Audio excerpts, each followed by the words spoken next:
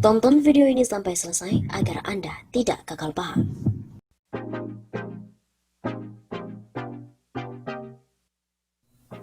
Undang-Undang Cipta Kerja ternyata ditemukan pasal selundupan. Pemerintah dan DPR tidak cukup untuk minta maaf, mereka pun mesti diproses hukum. Peneliti Forum Masyarakat Peduli Parlemen Indonesia atau Formapi, Lasius Karus, menanggapi terkait dengan pasal tentang minyak dan gas bumi yang dihapus oleh Sekretariat Negara atau Setnek. Padahal, pada saat pembahasan Undang-Undang Omnibus Law dan Cipta Kerja, ada sejumlah pasal yang ditolak, termasuk dengan pasal minyak dan gas bumi itu. Demikianlah yang disampaikan oleh Lasius dalam keterangannya kepada redaksi pojok1.id di Jakarta pada hari Jumat 23 Oktober. Fakta, ada pasal yang menurut Supratman sebenarnya sudah ditolak saat proses pembahasan, tapi nyatanya masih ada di naskah. Lasius juga menduga bahwa pasal yang dihapus oleh Sekretariat Negara itu merupakan pasal selundupan. Penghapusan oleh Setnek itu dilanjut Lasius.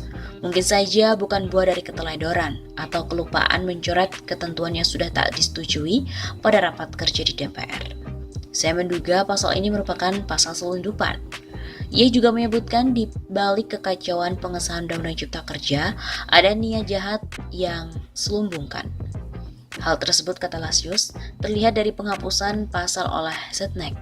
Saya melihat ada potensi kejahatan di balik kekacauan naskah dan berikut isi Undang-Undang Cipta Kerja ini sebagaimana terungkap mulai penghapusan pasal oleh Setnek. Kendati begitu, kekacauan atau kesalahan itu tak cukup dipertanggungjawabkan hanya melalui klarifikasi, namun juga secara hukum dan politik. Terhadap fakta adanya penghapusan pasal dan juga pengakuan dari DPR, yang saya kira klarifikasi saja tak cukup. Kekacauan atau kesalahan itu harus dipertanggungjawabkan secara hukum dan politik. Ia pun meminta kepada para penegak hukum atau kepolisian untuk menyelidiki motif di balik keberadaan pasal yang dihapus oleh Setnek itu. Secara hukum, kami kira penegak hukum seperti kepolisian atau kejaksaan bisa menelusuri proses pembentukan Undang-Undang Cipta Kerja ini untuk membuktikan motif keberadaan pasal yang dihapus. Sebelumnya, Ketua Balek Badan Legislasi DPR RI, Supratman Andi Aktas, juga mengangkat bahwa seputar pasal terkait dengan Omnibus Law, yaitu minyak dan gas bumi yang hilang dari draft Undang-Undang Cipta Kerja terbaru yang sudah dipegang oleh pemerintah. Menurutnya, pasal 46 Undang-Undang Nomor 2 Tahun 2001 tentang minyak dan gas bumi itu memang seharusnya dihapus dari Undang-Undang Cipta Kerja karena terkait tugas Badan Pengatur Hilir atau BPH Migas. Terkait pasal 46 yang dikoreksi itu benar. Jadi kebetulan Sekretariat Negara yang temukan. Jadi itu seharusnya memang dihapus, karena itu terkait dengan tugas BPH Migas. Begitu kata Supratman kepada wartawan saat dikonfirmasi pada hari Kamis 22 Oktober. Menteri Sekretaris Negara atau Mensesnek Pratikno beserta dengan Menteri Hukum dan HAM Yasona Lauli angkat bicara terkait bertambahnya jumlah halaman Undang-Undang Cipta Kerja dari 812 halaman yang saat ini dikirim ke DPR menjadi 1187 halaman saat diserahkan ke Muhammadiyah dan juga Majelis Ulama Indonesia. Pratikno dan Yasona memastikan meski jumlahnya beda, tapi isinya pun tetap sama. Ketua Badan Legislasi Supratman Andi Aktas juga membenarkan hal tersebut. Namun dia menyebut ada satu pasal yang dicabut dari naskah tersebut. Aduh, bisa rame lagi nih. Menurut Pratikno, isi naskah yang disiapkan Kementerian Sekretaris Negara atau Kemensesnek sebanyak 1187 halaman sama dengan yang disampaikan oleh DPR. Substansinya sama dengan naskah yang disampaikan DPR kepada Presiden. Tegas Pratikno melalui pesan singkat kepada wartawan. Pratikno juga menjelaskan setiap naskah undang-undang dilakukan formatting dan pengecekan teknis terlebih dahulu oleh Kementerian Sekretaris Negara sebelum disampaikan pada Presiden. Setiap item perbaikan teknis katanya juga dilakukan seperti typo atau salah ketik dan perbaikan lain. Semua dilakukan atas persetujuan pihak DPR yang dibuktikan dengan para ketua balek. Pratikno menuturkan jumlah halaman itu tak bisa menjadi indikator untuk mengukur kesamaan dokumen. Sebab jumlah halaman bisa berbeda ketika diukur dengan kertas atau ukuran huruf yang juga berbeda. Mengukur kesamaan dokumen dengan indikator jumlah halaman itu bisa misleading. Naskah yang sama, diformat pada ukuran kertas berbeda, dengan margin berbeda, dan font berbeda akan menghasilkan jumlah halaman yang berbeda. Pratikno juga menegaskan, setiap naskah undang-undang yang ditandatangani oleh Presiden dilakukan dalam format kertas Presiden dengan ukuran yang baku. Pernyataan yang sama disampaikan Menteri Hukum dan HAM Yasona Lawli. Menurutnya, perbedaan jumlah halaman itu terjadi karena naskah yang diberikan ke MUI dan Muhammadiyah sudah disesuaikan dengan ketentuan yang berlaku, baik dari segi jenis kertas atau tipe huruf yang dipakai. Jenis kertas, spasi lebih jarang, font berbeda dengan yang ada dari DPR. Politikus PDIP Yasona itu juga memastikan tidak ada perubahan yang substansial dalam Undang-Undang Ciptaker meski jumlah halamannya bertambah. Pasti berbeda dari jumlah halaman, yang penting isinya sama.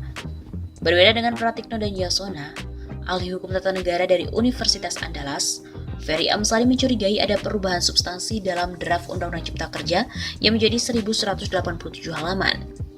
Dia menuding penambahan 315 halaman tidak mungkin hanya disebabkan oleh perubahan format seperti font dan juga margin tulisan.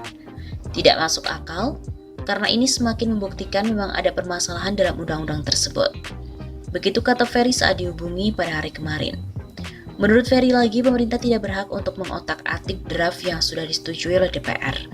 Draft tersebut hanya sekadar tinggal tanda tangan saja dari Presiden. Dan Presiden pun tidak berhak untuk memeriksa substansi karena sudah disetujui bersama. Kalau terjadi perubahan-perubahan lain, itu mengingkari persetujuan bersama. Ia menilai perubahan jumlah halaman ini semakin menunjukkan proses penyusunan Undang-Undang Cipta Kerja cacat formil dari Ketua Badan Legislasi atau Balek DPR Supratman Andi Aktas juga membenarkan soal halaman final sebanyak 1187 halaman.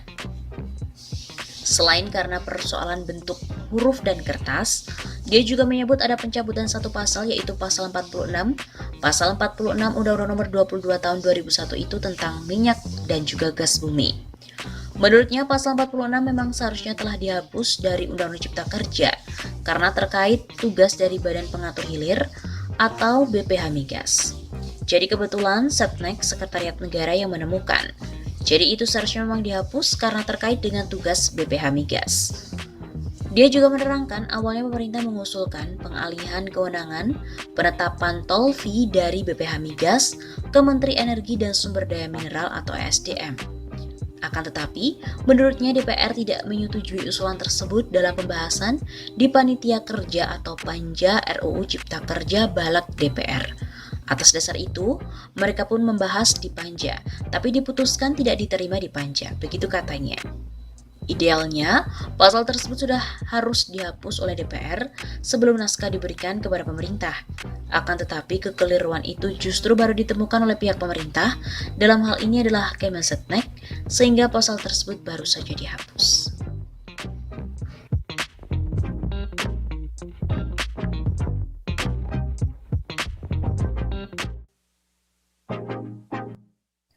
Setahun Jokowi Ma'ruf, buruh mahasiswa akan kepung Istana 20 Oktober.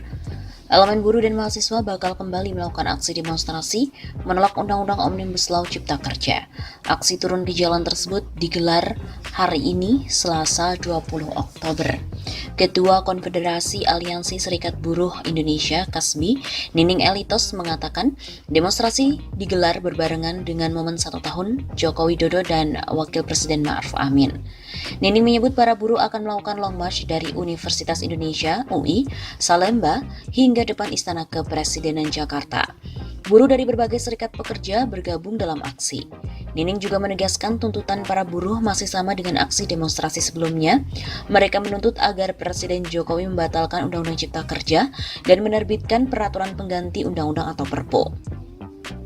Aliansi Badan Eksekutif Mahasiswa Seluruh Indonesia atau BEMSI juga bakalan ikut turun aksi.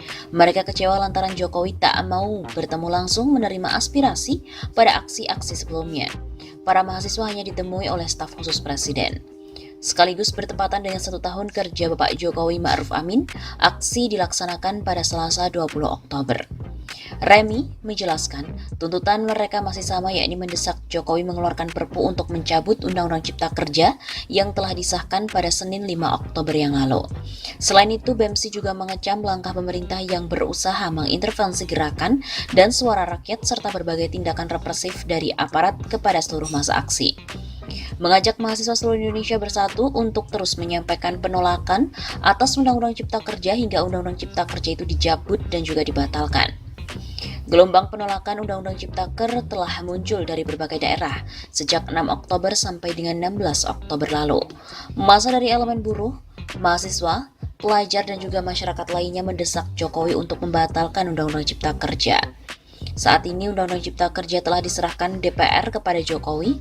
Mantan wali kota Solo itu tinggal menandatangani undang-undang tersebut sebelum diundangkan. Namun jika Jokowi enggan untuk menandatangani, Undang-Undang Cipta Kerja itu tetap berlaku setelah 30 hari.